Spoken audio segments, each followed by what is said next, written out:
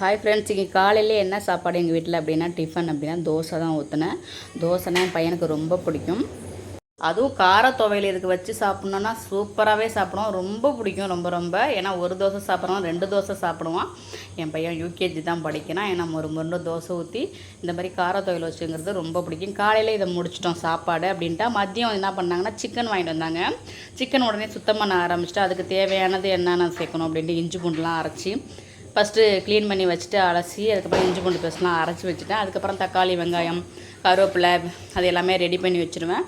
அதுக்கப்புறம் தனி பிளேட்டில் தாளிக்கிற பொருள்லாம் தனியாக ரெடியாகவே எடுத்து வச்சிடும். அப்பப்போ எடுத்து யூஸ் பண்ண மாட்டேன். எல்லாமே அரிஞ்சு ரெடியாக வச்சாச்சு. அதுக்கப்புறம் கறி இருந்துச்சு, காலையிலே வாங்கிட்டு வந்துட்டாங்க. அது வீணாக போய்டும் அப்படின்ட்டு ஃப்ரிட்ஜிலே வச்சுட்டு அதுக்கப்புறம் அதை க்ளீன் பண்ணி அரிஞ்சு வச்சுட்டு அப்புறம் க்ளீன் பண்ண ஆரம்பிச்சிட்டேன். க்ளீன் பண்ணி அதுக்கப்புறம் சமைக்க ஆரம்பிச்சிட்டேன்.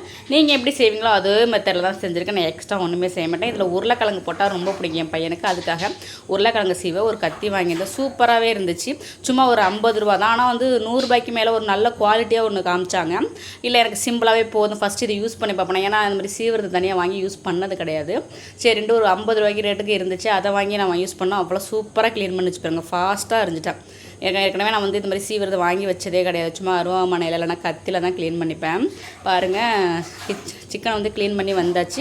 இதுக்கப்புறம் நான் சிக்கன் குழம்பு வைக்க ஆரம்பிச்சிட்டேன். ஒரே குழம்பாக வச்சுட்டேன். ஏன்னா ரொம்ப டைம் நிறைய வேலை இருந்துச்சு. அதனால் ஒரே குழம்பாக வச்சிடலாம் அப்படின்ட்டு வச்சுட்டேன்.